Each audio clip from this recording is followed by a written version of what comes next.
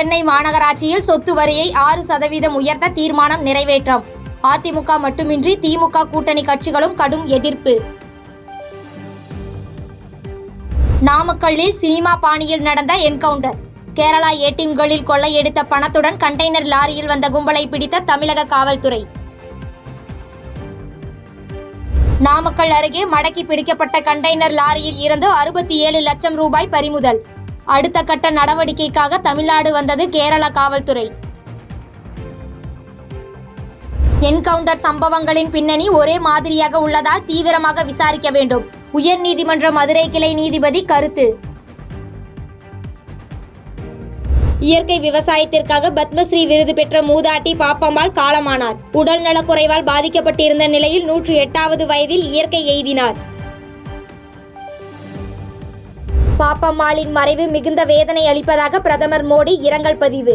தனது இறுதி மூச்சு வரையில் சுறுசுறுப்பாக வயலில் இறங்கி வேளாண் பணி செய்தவர் என முதலமைச்சர் மு க ஸ்டாலின் புகழாரம். சென்னை விமான நிலையத்தில் முதலமைச்சர் ஸ்டாலின் காலில் விழுந்து ஆசி பெற்றார் செந்தில் பாலாஜி. தனிமையின் இருள் நீங்கி சூரியனின் காலடியில் என எக்ஸ் தளத்தில் பதிவு. கனமழை காரணமாக காவிரியில் திறக்கப்படும் உபரி நீரை வழக்கமான கணக்கில் சேர்க்கக்கூடாது. காவிரி வேளாண்மை ஆணைய கூட்டத்தில் தமிழக அரசின் நீர்வளத்துறை செயலர் வலியுறுத்தல்.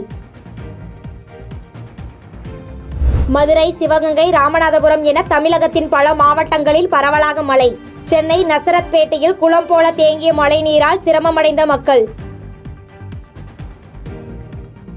சாம்சங் தொழிலாளர்கள் போராட்ட விவகாரத்தில் 5வது முறையாக பேச்சுவார்த்தை தோல்வி. அடுத்த கட்ட பேச்சுவார்த்தை அக்டோபர் 7ஆம் தேதி நடைபெறும் என அறிவிப்பு. திருப்பதி லட்டு விவகாரத்தில் முதலமைச்சர் சந்திரபாபு நாயுடு கடவுளுடன் விளையாடுகிறார். ஆந்திர முன்னாள் அமைச்சர் ரோஜா குற்றச்சாட்டு.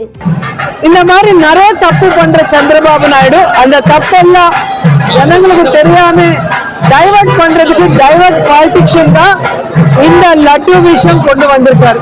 காவல்துறை கட்டுப்பாடுகளால் முன்னாள் முதலமைச்சர் ஜெகன்மோகனின் திருப்பதி பயணம் ரத்து.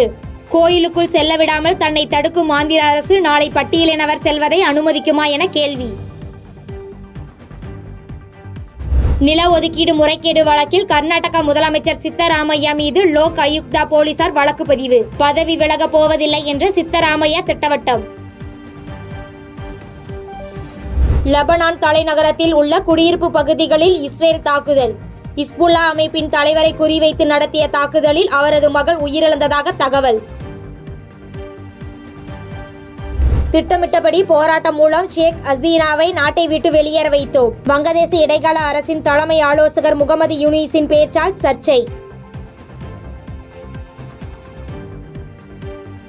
பாதகம் செய்பவரை கண்டால் நாம் பயங்கொள்ளலாகாது பாப்பா.